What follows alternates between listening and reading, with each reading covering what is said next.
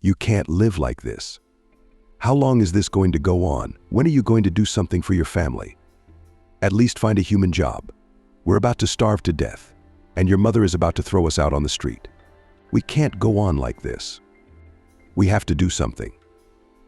That day, Molly again painted Charles' negligent spouse, who had already a few months to get by on casual earnings.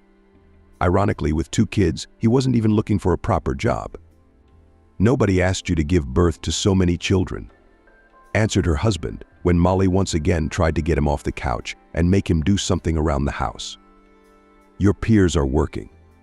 They bring money into the family. They're shaking their husbands down just as much as they're shaking them down. They're all over me, and they're all over me. I'm not going to agree to any conditions. As soon as I find a decent place, I'll settle down right away. Until then, we'll live like this." It was hard to believe that a few years ago, they sincerely loved each other. Now there was no trace of these bright feelings. "When they were students, did you decide to get married?" "We had no idea it would turn out this way. The first time Molly got pregnant was in her 4th year of college. She was about to graduate.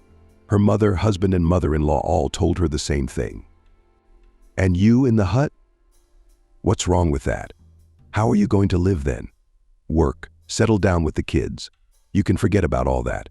Molly let their words and persistent admonitions pass her ears until Charles decided to talk to his wife seriously. "Should we apply?" he asked cautiously. "We're still so young, we'll still have children. What are our years? And now it could put an end to the rest of our lives." It was the first sign that Molly should think about who was next to her. But at the time she didn't pay any attention to it at all, writing off her husband's words as idle chatter due to insecurity about herself and the future. "Are you suggesting I get rid of the baby?" she asked indignantly. "It's not possible. He is our continuation. How will we be without him? I don't want to be sorry." Molly was a fierce opponent of abortion. She had an aunt who used to tear her hair out and cry when she came to visit her sister for a heart-to-heart talk. At one time, she discounted the pregnancy, and when the doctor informed her that she no longer had a chance of becoming a mother, fearfully despairing was the doctor. "But how could this be?" asked Miranda, barely holding back tears. "There are some modern methods. Now everything is at such a level that to cure infertility is a trifle." Yes, that was true, but not in Miranda's case. Afraid to tell her mother what had happened, she found no better solution than to turn to a friend. And the friend, who had been through fire, water, and bricks, gave her contacts. Familiar home birth midwives. Miranda still has that horrible scene in front of her eyes. The woman was sure she would never forget it. The procedure was carried out as professionally as the Spartan, truly monstrous conditions allowed. The midwife had guaranteed her life and kept her word, but she couldn't vouch for the rest. And Miranda didn't need it at that moment. She was thinking about the fact that she had managed to stay alive and hide what had happened from her mother. A few years later, she was able to share what had happened with her sister. When Lisa heard about it, she was shocked. "How could it be?" she exclaimed, replaying in her mind the horror that Miranda had to endure. Was there no other way out? Couldn't she have gone to the hospital? Of course there wasn't. There was no other option. At that point, I was only a few months away from 18. My mother would definitely have been informed, or I would have just killed her, morally destroyed her. As the years went by, Miranda became quite successful in life. Successful, beautiful, with a decent income. She had absolutely everything a woman could want. Except she lost her husband and children forever. Personal.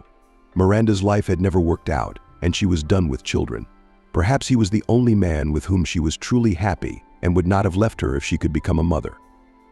But no matter how many doctors she went to, it was all to no avail.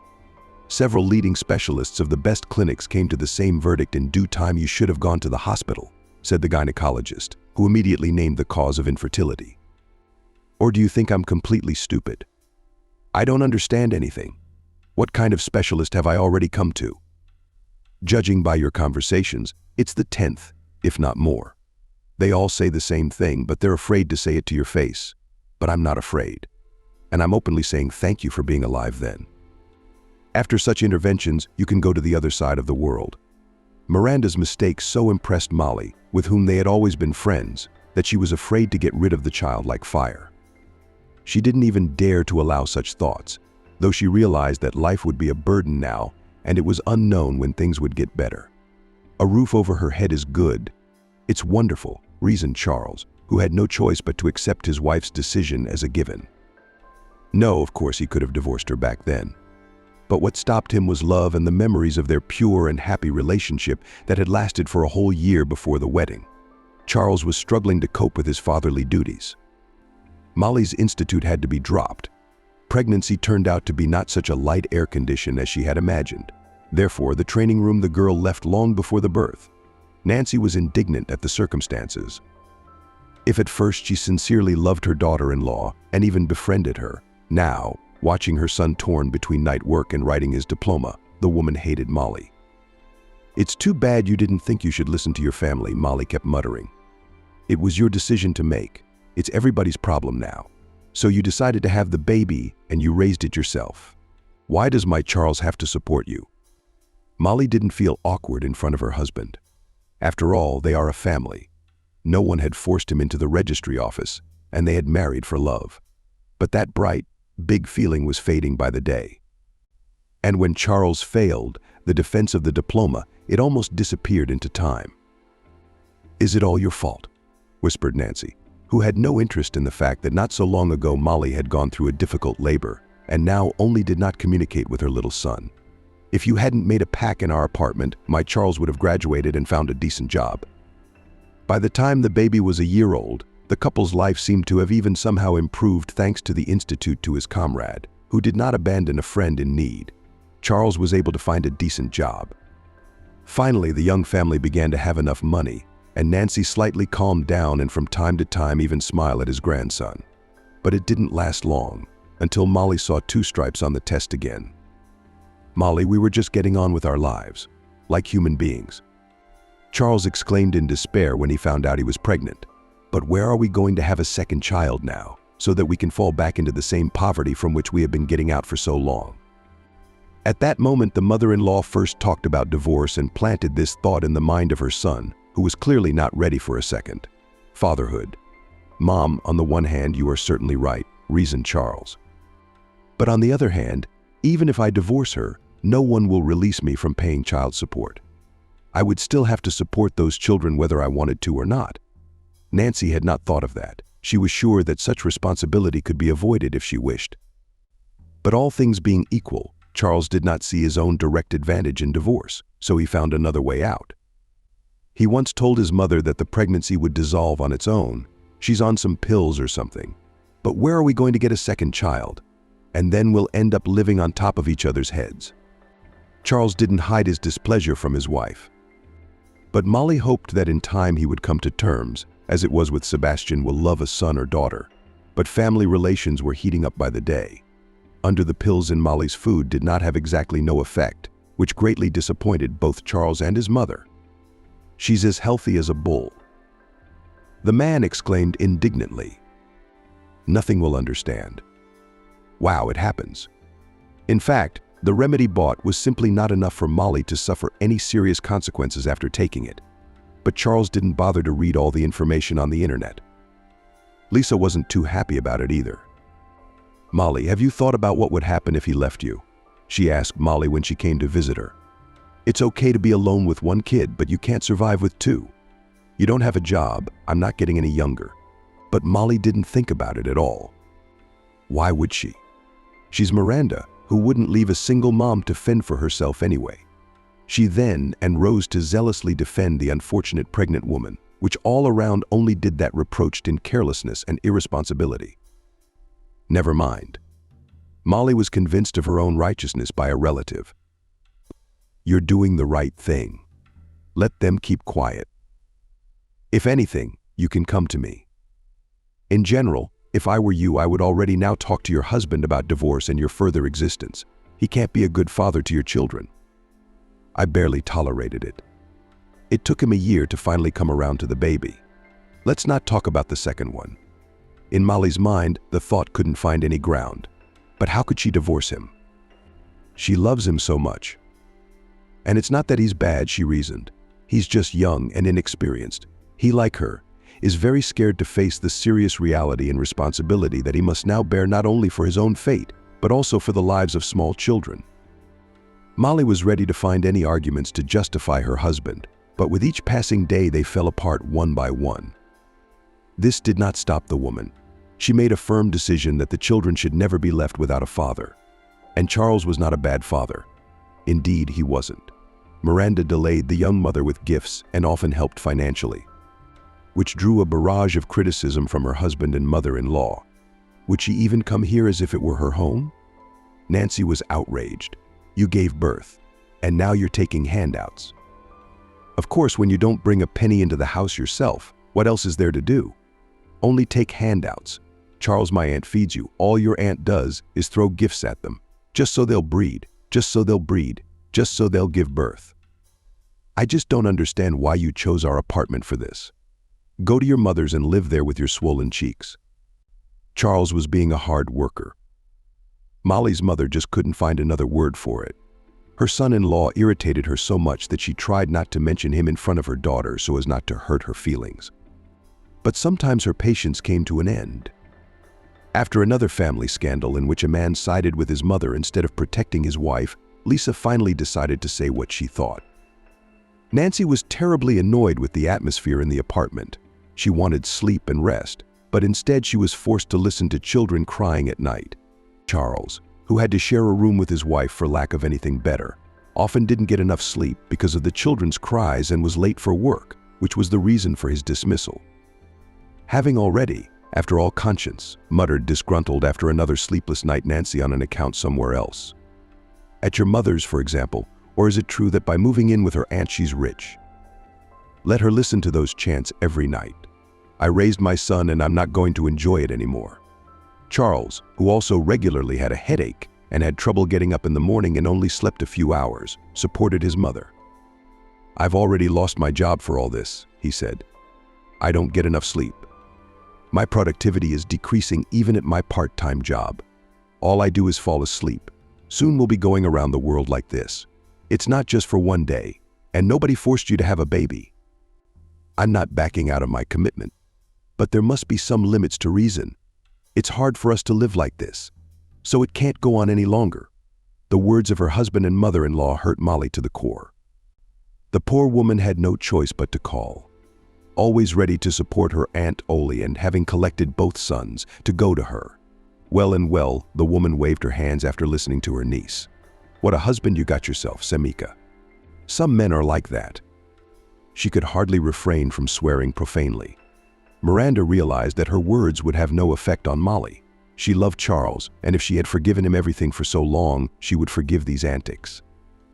Her children's lives were at stake, and that was the only thing she cared about in this situation. I think I can help you. Miranda summed it up after some thought. Your mother-in-law is partly right, and your husband doesn't demand anything supernatural. Men, they're all like that. You can understand them too. Raising children in such modest conditions is really not easy. But the kids shouldn't have to suffer. At first, Molly was skeptical, wary of Miranda's suggestion. How could she entrust her children to a complete stranger? But since at stake was the relationship with her husband, whom she still loved and did not want to lose, the woman agreed. And Charles' dismissal for constant tardiness also had a negative effect on their relationship. Though she nagged him from time to time, forcing him to find a decent job, it had no effect. Institute comrades, to whom the man ran for help, and the first thing after the conflict with the bosses no longer dared to reach out to his friend. Understand me correctly, he said. I helped you. I got you a place, and you did not meet the expectations of a good acquaintance of my parents. I understand that kid's family, it's hard. But you understand everybody lives like that and nobody has such problems. Charles didn't care what his friends said or what his wife thought of him. He was just tired, terribly tired. After such a stressful life, burnout, which had long ago caught up with the man, he wanted only one thing: to sleep. And for no one to touch him, he needed rest. And Molly understood that, even though she'd given him scandals. The woman realized that if nothing changes soon, she will lose her husband forever. After all, any patience comes to an end, and Charles is no exception. There was no way she could let that happen. Couldn't I meet the nanny too? She asked Miranda, who had already arranged with the agency for a female employee. The woman saw no other way out of the situation. She had excellent living conditions, but no time. She loved her children very much, but she could not leave her job for their sake. It's a two-way street. But she could hire a better nanny with excellent references. Once she was sure that the woman was a reliable, responsible person, Molly moved the children to Miranda's house with a clear conscience. "I'll come every day," she said. "You'd better get yourself a job." The aunt gave her niece some useful advice. While you have time and opportunity, if you have decided to improve relations with her husband and do not want to let him go, then start with your own independence. Immediately you will see his attitude towards you change. Molly took the advice of her wise Aunt Oli and immediately began her search. A woman with 2 children without education did not want to take anywhere, but as expected, Molly herself. Relations in the family were gradually getting better. Charles was happy that he could finally sleep peacefully. Nancy also behaved quieter than water, lower than grass. But Molly was worried about one thing. She had finally made up her mind. She had already spoken about it directly, as she could no longer contain her resentment and indignation. "Charles, when was the last time you and I were together?" "I can't remember." "I don't think you do either. What is this all about? Why do I even have to bring this up?" "I hate to talk to you about this.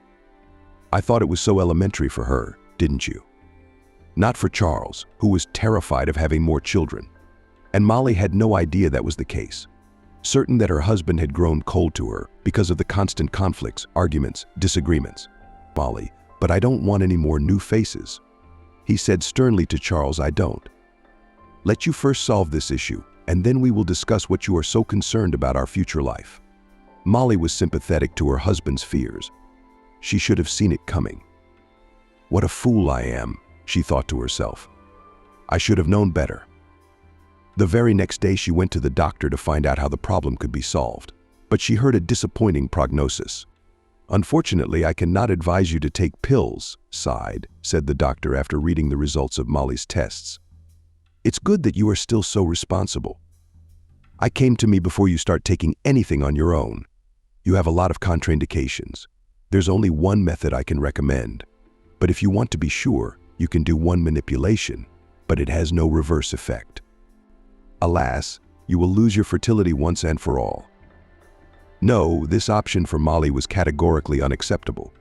She wanted to become a mother again in the future, so she agreed to the one that, although it did not guarantee 100% protection, but left her with this possibility. Whatever happens, she thought to herself. After all, there's no such thing as an extra child. Not to say she was happy that she now had a barrier to childbearing. If her husband hadn't told her about it, hadn't asked her, hadn't demanded it, she wouldn't have done it for anything in her life. But the relationship with Charles came first for her, especially now that the matter of the children was settled. She had no right not to have a relationship with her husband. They'd loved each other so much when they were first married. So they did. They still do. They just need to rekindle those feelings, rekindle them, that's all. Molly's employment problems were solved pretty quickly too. As soon as she seriously took up the task, putting aside all doubts because of lack of education and experience, she immediately found a suitable place. Now they had a normal family and a favorable environment in the house for the first time in a long time. How happy she was. And there was no sign of trouble. Miranda's call was so sudden that it took Molly by surprise. "Is something wrong?" The woman, who was used to always calling only by appointment, asked excitedly. "Do you have to come now?" Miranda exclaimed. The woman's voice was unkind, and Molly immediately realized that something out of the ordinary had happened. She ran out of the office and jumped into the first car that stopped at arm's length. "Faster, please, faster," she shouted. The driver was greatly surprised by the woman's inadequate behavior, but since she handed him 2 large bills, he turned a blind eye and drove Molly to the right address in a matter of minutes. "Miranda, what happened?" "Something with the babies," Molly exclaimed as she flew into the apartment. She immediately realized from the look on her aunt's face that she had guessed and hurried to follow her. In the kitchen, she demanded to be told everything in minute detail. "I'm sorry, Molly. I'm sorry," Miranda mumbled through her tears. "I don't know what we're going to do. I honestly don't." That afternoon, Cindy was out with the children, as she always did. She didn't even have time to get her bearings. As it turned out, lying on the ground unconscious. Upon waking up, the woman was horrified to find the children gone and a man hovering over her, trying to bring her to her senses. "Where are the children?" the woman asked with difficulty. The daylight seemed so bright in her eyes that it literally blinded her. There was a severe headache. Cindy could hardly orient herself in space, but she did not forget about the children even for a second. All her thoughts at that moment were focused solely on them. "What children?" surprised asked a man who, just walking his dog, noticed the women lying on the ground. He walked over to help. He did not see any children and could not have seen them, as he had left the house only 10 minutes ago. The moment of the attack was not in the sight of people walking in the park. The place was deserted. Cindy had been walking with the babies there on purpose, so that they would not be distracted from their sleep. Panic gripped the woman, and she tried to get up from the ground, but when she barely got up, she immediately fell down. There were no wheelchairs around. "You should see a doctor," exclaimed the stranger, who held the dog on a leash near him. He sat down, looked around, and the owner gave the woman a hand so she could get up. "My children have been stolen from me," she whispered forcefully. Cindy, there was almost none. Every word she said was given to her with great difficulty. When she didn't find her cell phone and other important things in her bag, she asked the stranger for a phone call. Of course, the man fussed, pulling a cell phone from the breast pocket of his jacket. "Call."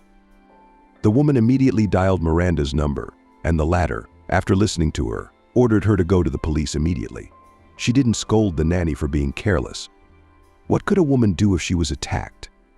Nothing. But her heart ached for the children. What if they were never found? Miranda thought to herself with horror and immediately banished this thought, because she became very scared. Molly could not hold back her tears. "How could it be, Miranda?" she asked her aunt. "How could it be like this? You said the nanny was very professional, experienced, had been working for a long time. Good references. And what happened in reality? My kids were stolen.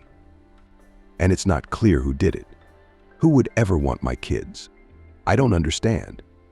So a desperate Molly called her husband and told him she wasn't coming home for the night. Surprised, Charles immediately flooded his wife with questions, but she, only briefly explaining the situation, immediately hung up the phone. She couldn't talk to anyone at that moment. She wanted to growl, to go out, to tear her hair out. What should she do now? What could she do now? The realization that there was nothing. Molly was getting particularly uncomfortable. When Miranda heard the doorbell ring, she rushed to open it. "You must have keys," she said thoughtfully when she saw Cindy returning from the police. "So were they in the bag?" "It wasn't," the woman mumbled confusedly. "Good thing the papers were at home. I never carry them with me. That's what saved me. Please forgive me." Her eyes looked at Miranda so guiltily that she was ready to fall through the ground at the look. Why didn't I think of that? It went through her head. I should change the locks. Grabbing the phone, Miranda immediately called the first company she could find on the internet. And in half an hour, the master with all the necessary tools was already standing on the doorstep. After changing the locks, Miranda went straight to the room where Molly had gone. "Should I call my mom?" she whispered. "Let her know what happened." "I will." Lisa was shocked by what had happened. "What on earth is going on?" The woman exclaimed indignantly. "This has never happened in our time. Now, you can't even go out with your child and walk in peace. There is no security. Orientations on the boys were hung all over the city, but it did not yield any results. The children seemed to fade into eternity. Molly couldn't find a place to go. Charles was indifferent to what had happened, although he tried to pretend that it was not so. It is impossible to imagine such a terrible grief," exclaimed Miranda, who supported her niece as best she could. "And he didn't give a damn. He doesn't care about anything." The woman saw through the negligent father. She wasn't fooled. She had no illusions about him and hoped that Molly would finally open her eyes and stop being deceived. But it didn't happen. At that moment, Molly needed support more than ever, and she needed Charles like air. A week later, without any news of her boys, Molly returned home.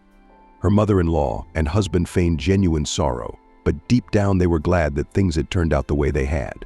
If only she had known then, if only she had known. There had to be a way to move on.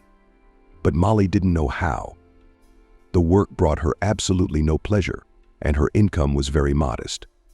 The woman was very depressed by the fact that she could not achieve anything significant in life. This further aggravated her grief from the disappearance of her sons, which she tried in every possible way to drown in at least something. Luckily, the woman was strong enough in spirit not to get into an all-consuming relationship with Charles, who did nothing but convince her that they would definitely have more children. Gradually, things got better. Morally destroyed by grief, the woman did not notice the hypocrisy of her husband. She herself gave her word no more children in this poverty. If at first the longing had eaten her up so much, after a while Molly came to the conclusion that poverty was to blame for the boy's disappearance.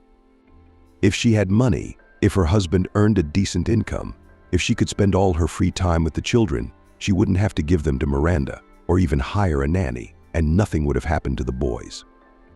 "You know, my friends have their own security people involved too," said Miranda as she discussed the boys with her niece again. And no results, none. The woman felt guilty about what had happened. No children of her own and never will be.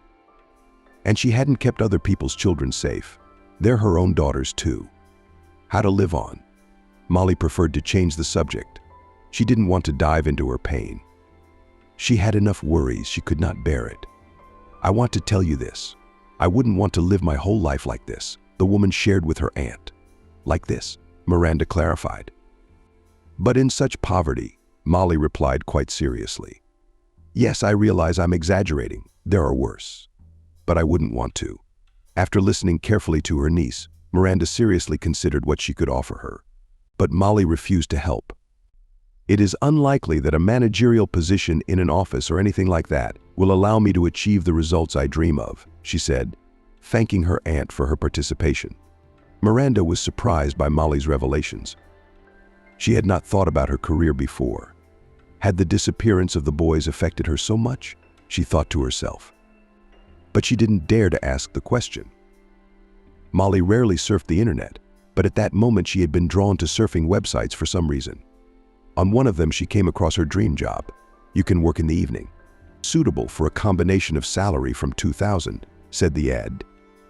"That's it," Molly thought to herself and called the phone number. "You can come to us for an interview on any convenient day and at any convenient time," politely said the girl on the other end of the wire. After talking to the manager, Molly learned that everything starts somewhere and no one promises her big earnings at once. But if she will devote daily to work at least 3-4, then in a few months she will be able to put on her account quite a tangible amount of money. The woman was satisfied with this. After all, it is necessary to get out of the depression, which prepared her every day more and more strongly and to achieve something in life. For the first few weeks, Charles pretended not to notice his wife's absence from home in the evenings. It was not so fundamental for a man.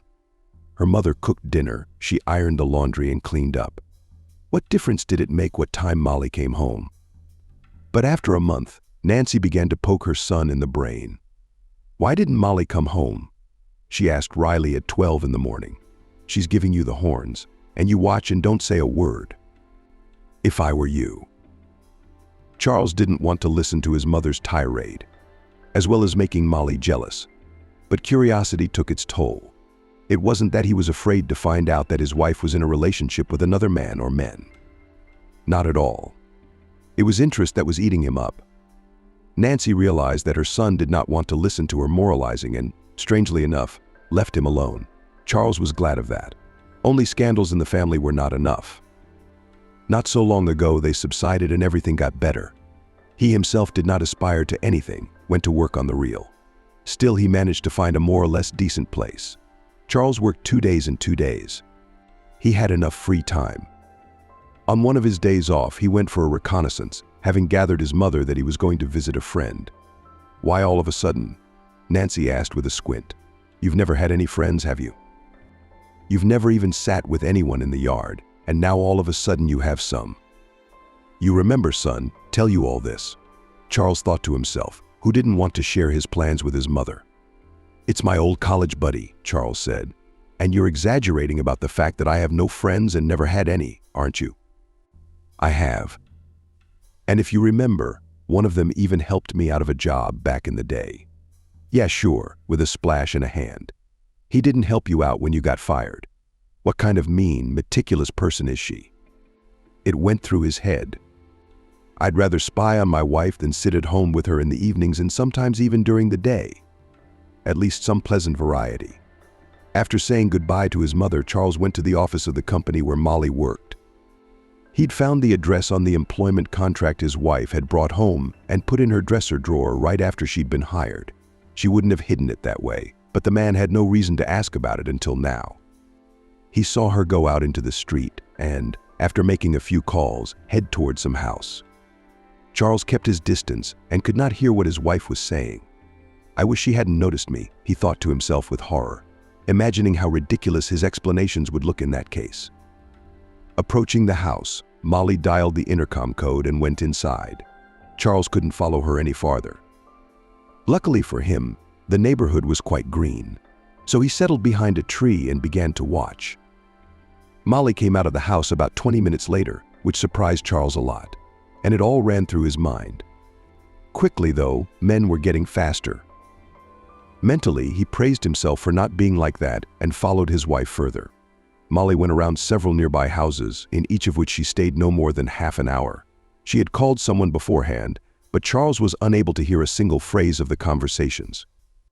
Miraculously, he got home before Molly, who had taken a walk after a hard day's work.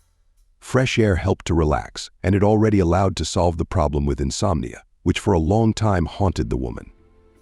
After the disappearance of her sons, did you go to a friend's house?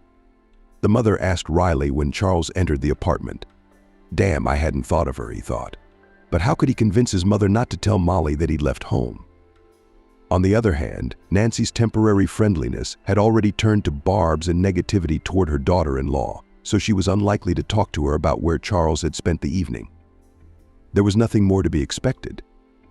The man didn't want to explain himself to Nancy, and he didn't know for sure. What if he was mistaken and things were not as he had imagined? On the other hand, what else could a woman do in other people's apartments at night? There were more questions than answers, and he continued to follow his wife as best he could.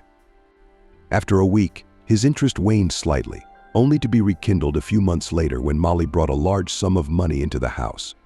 She didn't report it to Charles, but he saw her hide the thick envelope in the dresser. And when her wife left the room, he looked inside. There was a wad of rubber-banded bills. That evening, Molly had hoped to get to the bank in time, but since the event was delayed, she had to take the money home. The very next day, Charles continued his surveillance. Only he didn't leave the house in the evening, but early in the morning. First thing, the woman went to the bank and then to the office. He thought to himself and went home. Charles was curious as to why she had not told him about the money. It only strengthened his suspicions. If she had earned the money in any other way, she would have shared her success with her husband. Subsequent surveillance brought the man no new information. Molly also went to some houses after work, called someone beforehand, and then returned home. It didn't come close to answering Charles' biggest question. This continued until one day, when the man decided to follow his wife again. She left the office and got into a car with a man. That's what he muttered to himself. So he's still giving me the horns. I hope to the last hope. In that moment, the man was filled with resentment and anger, but not out of love for Molly, but to hurt her feelings. He had little thought and thought it was all right to do so, but she dared him. How could she? That's the ultimate betrayal. Charles felt like Pelivan upside down and deeply offended. He returned home more gloomy than a cloud. Son, what happened? Nancy asked when she saw the man's depressed look. You're not wearing a face. Is it really that obvious? It went through his head. He had to pretend that nothing was happening. If his mother noticed, Charles could hardly hide his condition. Fortunately, by the time his wife returned home, he had regained his composure and looked quite ordinary. He could hardly contain his anger. Oh, he wanted to give her a good thrashing right from the doorstep, but he could hold it in. It wasn't easy, but he could do it. Charles, I'm going to stay with Aunt Miranda for a few days, Molly defended. Her voice was clearly happy and watching cheerful with his wife. Charles could barely keep his temper in check. Are you with me or what? I'm actually working, the man muttered. What about you? What about work? I'm taking a leave of absence, Molly replied. Just for a few days. Look, We're not so poor now. I can afford a vacation. Especially since I haven't seen my aunt for a long time. Are you with me or not? We're not that poor. I can't believe it. Charles thought to himself, who had not been able to update his closet to our old clothes for months now, saving up money to buy them. Really, we're rich. Why not live with a rich aunt for a few days, taking a vacation at work at your own expense? The man resented the situation to the core. Not only was Molly hiding money from him, which was part of the family budget, but she was also absent from work, losing money. Indescribable impudence. Charles was literally boiling with indignation. What do you think she's doing? Molly's departure came at just the right time. At that moment, Charles had no idea how he could control himself. And then he had to think about everything, weigh it all up and figure out what to do. That's what he didn't know. At last, exclaimed Miranda, who was very happy to see her niece. I hope you've gotten some use out of my bank card. Miranda was the only person who knew what Molly was doing. It was not in the woman's plans to include her income in the family budget for the first time in her life. So she asked her aunt for a bank card that she could use when needed. Of course it would come in handy, Molly replied. Thank you so much. They talked about this, and that without touching on a single topic. They no longer discussed their sons with Molly. The boys still lived in the woman's heart, but she was afraid that as soon as she began to discuss them with anyone, she would slip right back into her past heavy state. She didn't want that to happen. Are you still not planning to tell yours? Asked Miranda, who fully supported her niece's decision. No, I don't plan to, answered Molly, who realized that although her relationship with her husband had improved after all that had happened, she still couldn't let him go.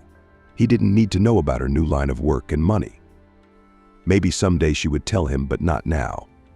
Molly stayed at her aunt's house for a while, but 2 days later their leisure time was interrupted by a phone call. Molly, I need you, James said. Is there a case for you? Hearing a man's voice in the receiver, Miranda smiled enigmatically and, seeing the woman's aunt's reaction, hastened to assure her that it was not at all what she thought. Yes, Miranda grinned. You can't fool me. I saw your smile when you spoke to him on the phone. Come on. Admit it. Do you like him? He's just helping me with my work. Molly, who was afraid to admit to herself that this was the first time she had feelings for a man other than Charles, was embarrassed. But she couldn't help herself either, and then she forgot about it. But she didn't want to share her emotions with anyone. Even with Miranda, whom she trusted as herself, it was unnecessary. She wasn't going to change anything in her life anyway. James drove up half an hour later and doped tea. Molly said goodbye to Miranda and got into his car.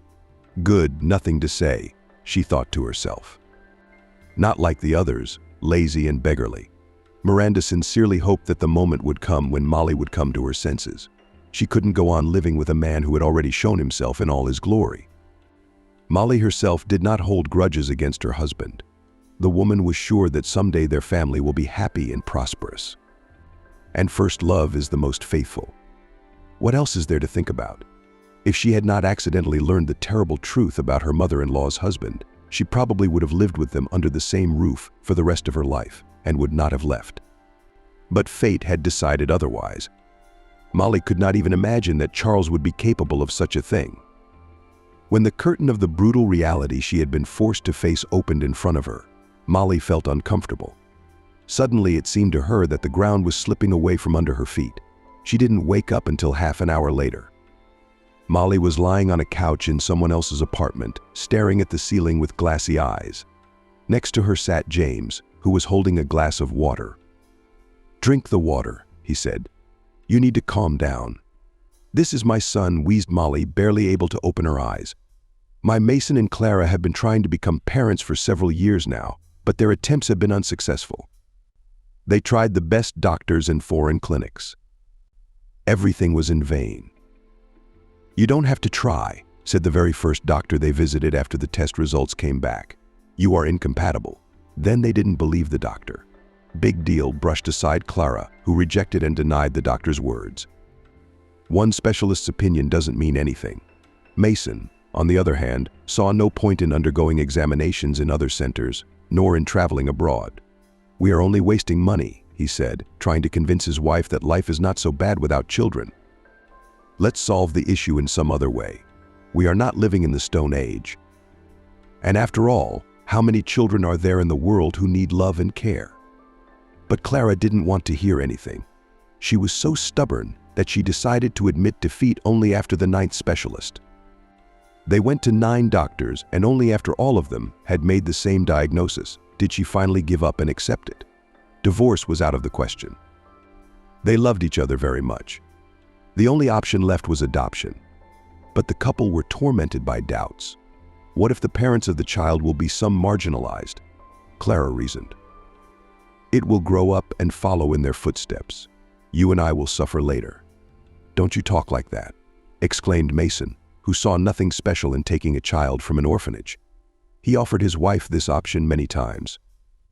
But Slaga was hesitant, skeptical of such an event, and very afraid of the consequences.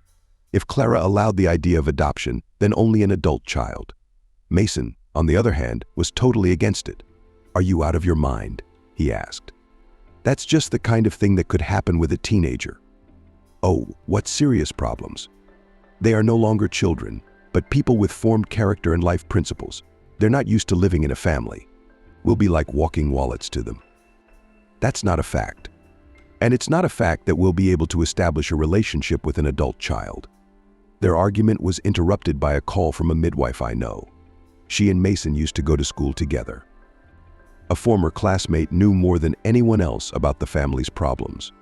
Therefore, as soon as she had a chance to help the couple, she immediately took it. Bone, here is such a thing, laughed the woman. It's just a gift of fate. I found the baby. Can you imagine right to the maternity hospital dropped off? He's just a baby. I wouldn't want to give him to an orphanage. You wanted a baby so badly, didn't you? Mason's heart sank. I had to make a decision fast. Not a second too soon. Clara, having heard that Christina offered to take the baby abandoned at the maternity hospital, was skeptical of the idea. But just imagine how great it would be. Mason exclaimed. He's only a few months old. He'll grow up before our eyes. We will bring up in him the kind of person we would like to see: worthy, kind, sincere, sympathetic, purposeful, active. He will study well, then enter an institute. This is such happiness. But how do we know who dropped him off at this maternity hospital? Skeptically asked Clara. Maybe some alkies? We don't need to know that, Clara, answered Mason. Who cares who his real parents are?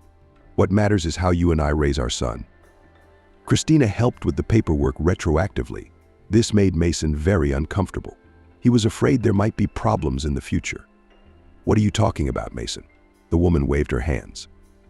If his parents dropped him off at the maternity hospital, they will never remember about him. And in a year or two, or even sooner, they'll forget what he looked like. What problems are thrown out, and no one needs children, and his parents don't care that it became scary to say such things out loud to him, but they could count on him not surviving at all. Never mind why. And the mother and father who gave birth to him will never come for him. They don't need him. If Mason had known then that they didn't, he never would have taken the boy into his home. He had no idea how it would end. Oh, how wrong he was. It would have been better to take the refuseniks in the maternity hospital, knowing that the birth mother had written a statement, instead of hoping for a gift of fate, going through the indecision of a doubting wife. But it was too late to change anything, and there was nothing that could be done about it either. You must pull yourself together, James exclaimed as Molly pounced on Faith, trying to get the truth out of her. Where's the other boy that Clara didn't even know existed? She's not guilty of anything. Calm down. She didn't kidnap your kid. No further appraisal of the apartment was out of the question. Mason and Clara were shocked by the situation. They didn't even know what to say to all this. Excuse us, please, politely said James, for whom these clients were of great importance. And this deal, he had worked with them for a long time. They had purchased their first apartment a few years ago. James accompanied them by the hand through all the objects and instances. He would hate to lose such clients. But the situation with Molly's child was also not indifferent to the man. When they left the house and got into the car, Molly told him everything. James was scared to hear about what had happened and what. Hadn't anyone called in an APB? He wondered. Had the boy never been found? But a child to his wife is a needle in a haystack. He could not just take and disappear. Turns out he could. Yes, he could. Molly didn't know her husband very well. She couldn't even think about what was going on in his head. How could he and Nancy pretend and be hypocrites together? How could they even do such a thing? It didn't fit in Molly's head. Not right away either. She guessed they had something to do with the boy's disappearance.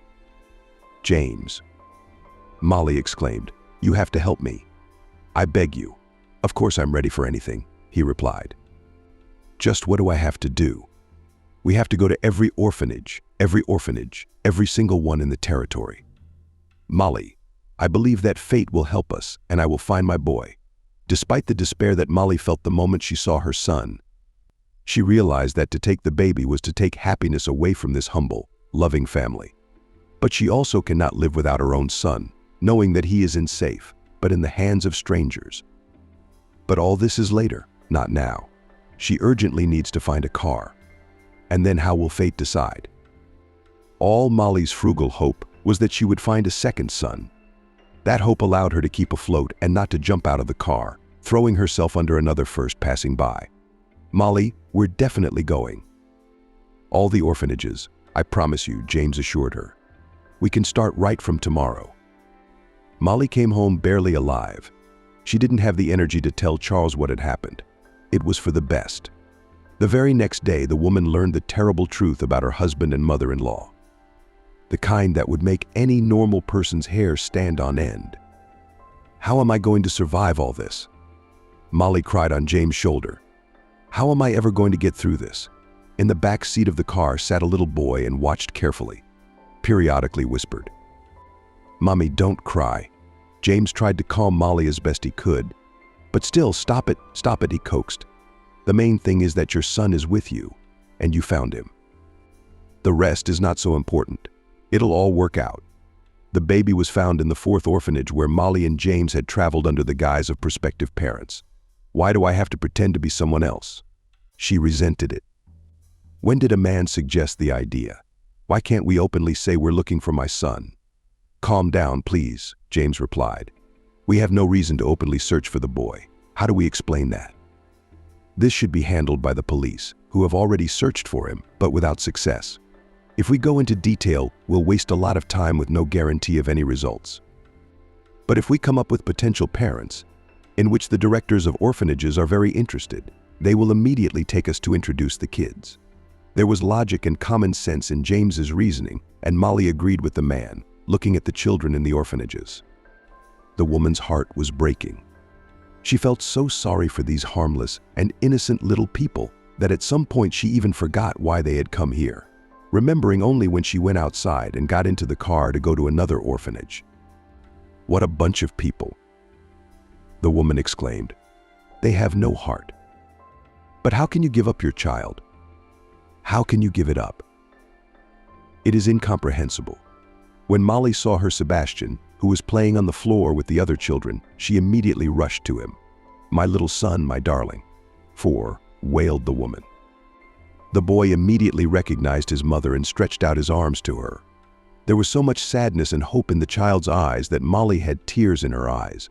"How much have you been through, son?" she wailed, looking at the boy on the head. "I'm so glad I found you. I'll never give you to anyone again. I'll never let you go anywhere. I'm sorry, son, I'm sorry." Molly was reprimanded, and severely reprimanded for this behavior. "Don't touch the child with your hands." Molly was reprimanded by the teacher. "Only communication is allowed. What if she gets sick later? You'll leave, and we'll have to cure it. We'll have to deal with it." "That's my son," Molly yelled back. "He's mine, you stole him." "What right did you have to do that?" The woman grabbed the boy in her arms and tried to run first out of the room and then out of the orphanage. But James intercepted her. There was no limit to the anger and rage of the teacher. "I'm sorry, that's too much." She poked and immediately went to fetch the director of the orphanage. "Here, look," said the woman, bringing another woman with her. "Kelly, this is a real mess. Take action." "What are they doing?" "Come with me," Kelly said. "In my office we can talk about this, we can talk about everything. There's no need for scandal in an institution. I think you realize that yourself." "I'm not going anywhere without my son." Molly was outraged.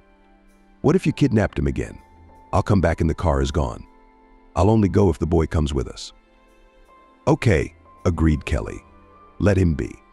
If you ask me, the story wasn't that long and convoluted. Kelly had been working as a director of an orphanage for more than a year and had seen a lot of things during her tenure. Like many other orphanage directors, bribes, Kelly had never been one to bribe. Who should have known she even had rates? Reissue the paperwork on a predatory child from out of town, attaching a child to a not-so-good family that originally had certain, not-so-good goals for the money. Kelly had no boundaries in her head. Orphans are like cattle. She always said, "What can you take from them? And how else can you buy the unbearable labor of caregivers who have to work for pennies a day?" She always shared the money. The teachers have never been happy. Why shouldn't they be happy? At least they get a raise. What the principal does is none of their business. It's the boss's business. So the woman didn't think much about it. The documents, of course, there were no, and the man clearly gave the principal to understand we'll have to make new ones. And even better, if the boy will be transferred to some other city in the middle of nowhere, where no one will ever be able to find him. It would be the most ideal option. After taking the baby with tears rolling down his cheeks and a thick envelope with money, the woman immediately called her acquaintance. "That boy is quite small, but I think that this is what you need. Remember, you and I agreed that I already have several suitable children. I'm waiting for your answer," she said. But the buddy got into trouble. Some of his activities had come to the attention of the police, and he was busy trying to get out of it and get out of jail. "Yes, I remember everything," he replied. "But I'll have to hold off for now. I wish you hadn't called me in the first place. Let's do it this way. I'll come as soon as all my problems are solved." And that was the deal. Kelly was concerned about the situation, and when she saw an APB on one of the houses, the woman's heart raced. But what was she to do? Go to the police? Not an option. If she went there, she'd have to tell them how the boy ended up in the orphanage in the first place. And that would be tantamount to confessing to a crime. And then what? What if they started digging? It's scary to imagine what would have happened. Prison was clearly not in the plans of the principal, who by that time had already managed to earn money for several apartments and from day to day planned to complete her activities. But fate had decided otherwise. "I told you everything," she said, "but you promised you wouldn't say a word about it to anyone." "Yes," replied Molly, who was sickened by everything that had happened. At that moment, the woman was ready to fall through the ground and howl at the cruelty she had to face. How she would have liked to see justice done. But the life and fate of her own son was more precious to her than the rest of her children, which is understandable. What mother would do otherwise? "But only on the condition that you give me the boy right now," she continued. James took out a thick envelope of money from his suitcase and handed it to the principal. A few minutes later, they walked out of the shelter with the car. Kelly described in some detail the man who had brought the boy to the shelter. Molly had no doubt that Charles had done it. But where did he get that kind of money, and why would he do that? And then why hadn't he donated his youngest son to the orphanages? Why did he drop him off at the birth center? And it turns out he was the one who set up the attack on the nanny. Questions were a lot, and Molly was to have a serious conversation with her husband, who, although at first denied everything, denied. But as a result, the man's nerves gave way, and he confessed everything. "Why did you do it?" shouted Molly, who sincerely did not understand the motives of the man. She has no untold riches, nothing to inherit. What could be in the way of children? I told you right away that I didn't want you to have them. Charles replied angrily, "What about you? Did you listen to me? You didn't care about my opinion at all. And the fact that I got kicked out of school. You didn't care about any of that. You were only thinking about yourself. I want kids and I want kids. It's a sin to get rid of them. It's like a penance. What about me? Where are my interests? Where are they?" He'd thought it through. When Molly took the boys to Miranda's, Charles realized it wouldn't solve the problem. Temporarily teaching. A nagging, yes, but it wouldn't solve it. Not that he planned to divorce Molly. Living with a wife was better than living without a wife. He understood that. Yeah, and yet, anyway, if they didn't have kids, they'd have a decent life on 2 salaries. And then they could afford their own place and move away from Nancy. It was all in the plans and dreams, the realization of which were prevented by children. Even in case of divorce, Charles would not be free from the burden of paternity imposed on him. Child support had not been canceled, and it was unlikely that his life without Molly and 2 children would have been any better. Getting a divorce was stupid. It didn't make any sense. But it was equally stupid to leave a yoke in the form of children who would somehow still need his money, which the man didn't have. Yes, Miranda was providing a huge amount of tangible help. She'd been willing to provide for Molly's children, even into adulthood. But where was the guarantee that she wouldn't pressure her niece into divorce? Left on his own, Charles would never be able to move out of his mother's house after his higher education was taken out from under his nose. The man realized he would never be able to make decent money. All his life he would have to try to wash himself, and he was clearly not happy with that kind of life. It wasn't hard to track down the nanny. The woman wasn't hiding from anyone. And then it was just a matter of technique. Only one thing, but the money to pay Kelly for both children Charles was not enough. Had to look for other options. That's a lot of money you're charging. You're going to make a lot of money off of this.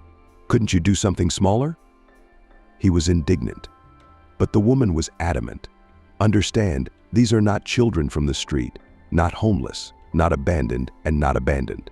She replied, I'm taking a very big risk. If anyone finds out, I'll be dead.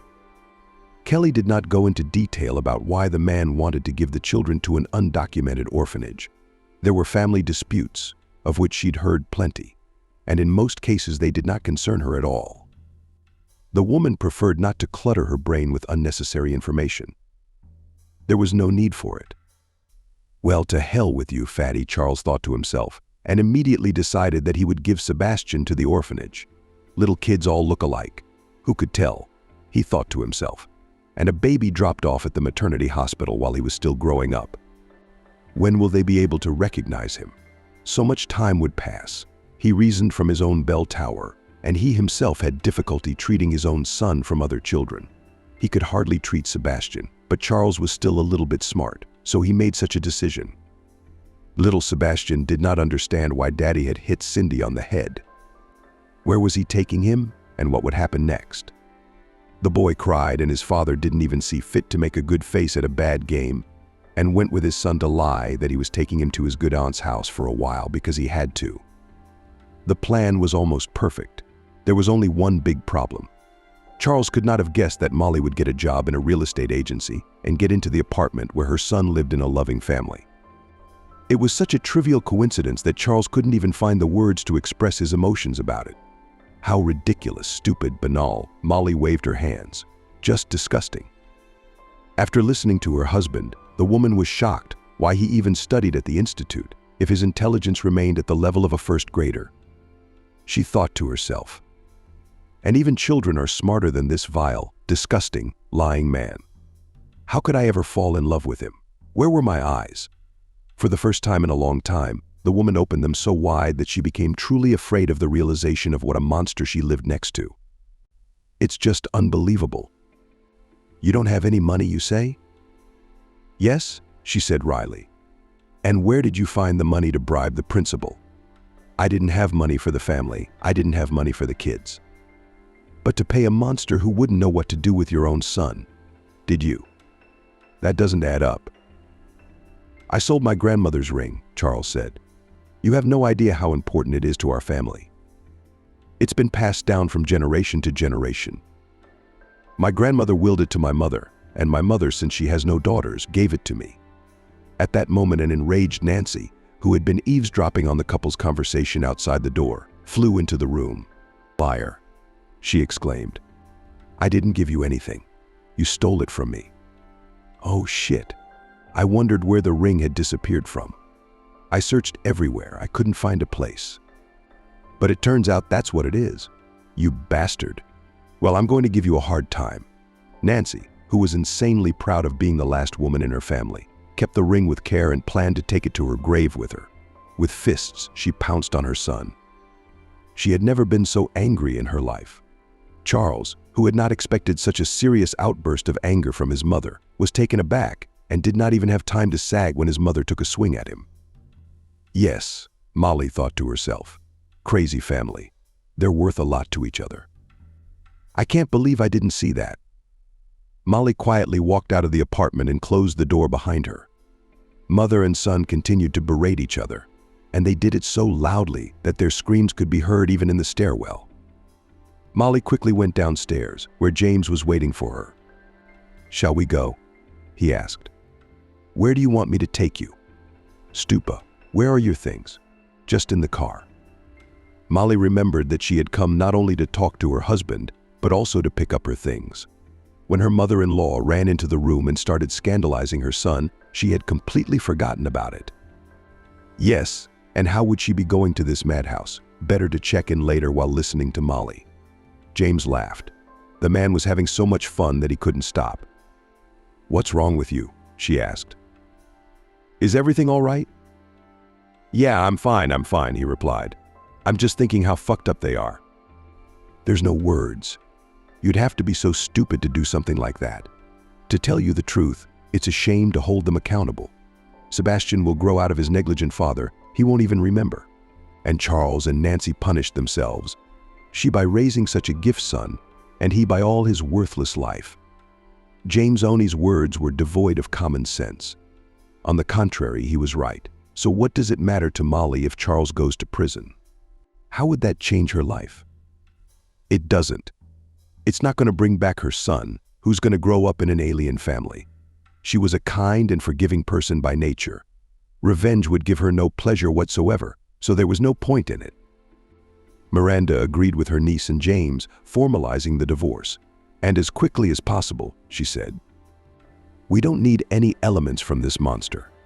Let them choke on it. And live the rest of his life alone with his rotten nature. That's his problem.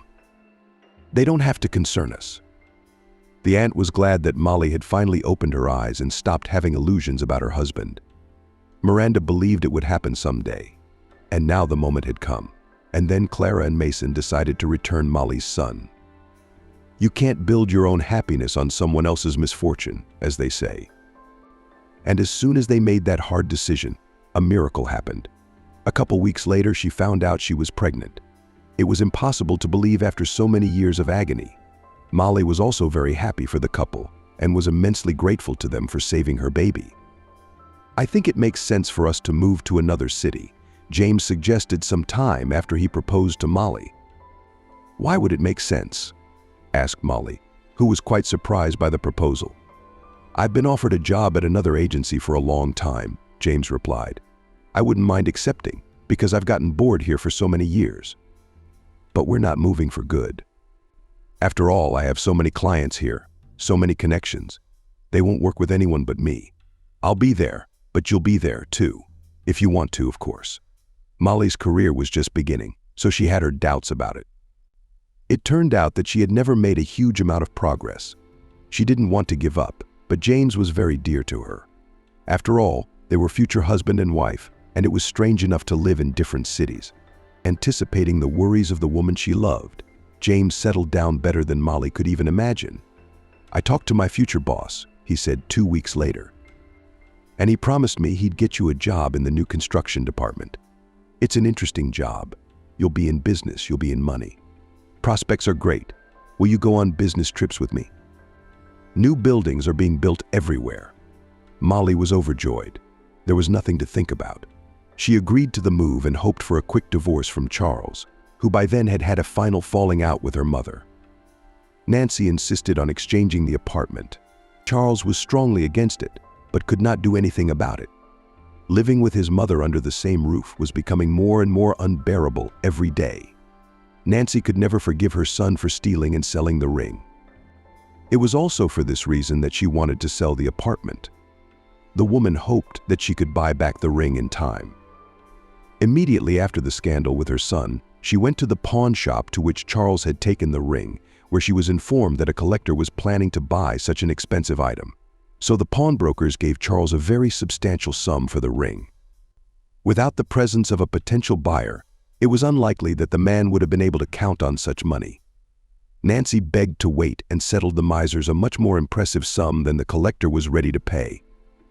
The woman realized that after the redemption of the ring, she would at best have enough money for a small one-room without repair and in a very old house. But Nancy didn't care at all. The ring meant so much more to the woman. She was able to realize her plans after all. Charles had to move into a modest apartment and start living on his own. Some ring was more valuable than his own son, he muttered when his mother refused to talk to him. She could only forgive her lover anything. In addition, Charles had to work steadily, which was not easy for him. All the same, he was used to living on a full service, and significant income from him is not so that required. Since the move, his life began to develop differently, which he did not like very much. But there was nothing left but to accept the situation in which he found himself. He had no remorse for his actions and was only afraid that sooner or later they would come for him, and he would have to spend a significant part of his life behind bars. But this did not happen. Already after the divorce and the move, James and Molly saw on TV a report on the arrest of Kelly. No matter how hard the woman tried to hide her activities for so many years, she revealed herself at the most unexpected moment. It happened so trivially stupid that she was confused by the ridiculousness of the situation she found herself in. One of the babies, which the tyrant husband surrendered to the orphanage, hiding it from his wife, was tracked down by his grandmother. Relationships in her daughter's family were complicated from the beginning. "I told you not to marry that monster," the grandmother said. But it was too late. When she wanted to leave her husband, he drove her to the asylum, inviting doctors to put her in the hospital, and decided to get rid of her son.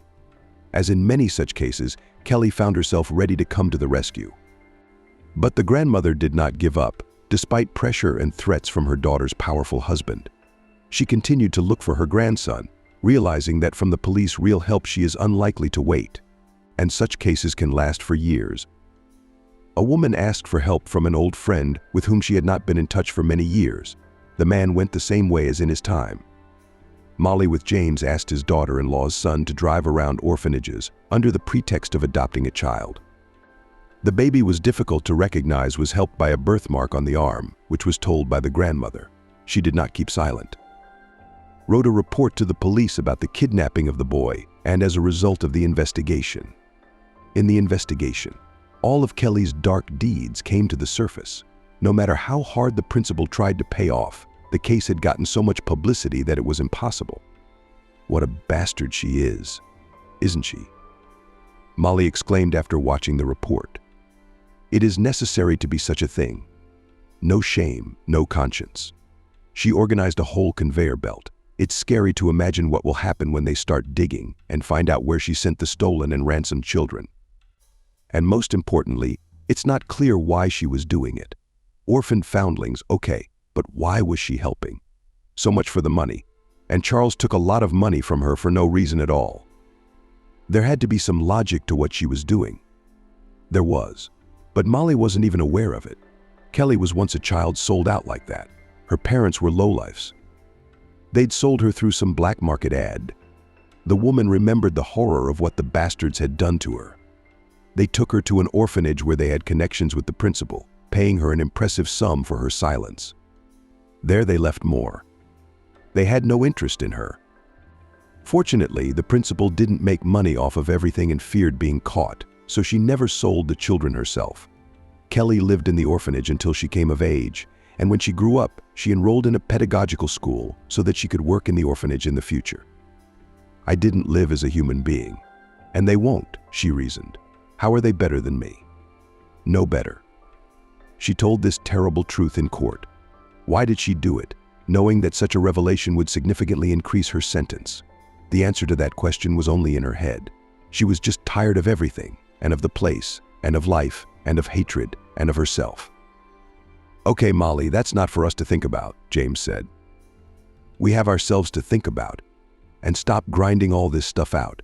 You're just stressing yourself out, and you can't." They were expecting a daughter. And the girl was born on the day of the last court hearing of the high-profile case, which lasted so long that Charles could not find a place. How he was afraid that among the many associated with Kelly defendants in the case will sound and his name. But despite his fears, he remained in the shadows. Molly never filed a police report against him because she didn't see the point. She got her children back and was happy with James. Charles' immoral act remained on his conscience, and he lived with it quite peacefully. Convinced after the verdict in the case that his life and freedom were not threatened by anything but life. A summer with no family and no children, so just a miserable existence.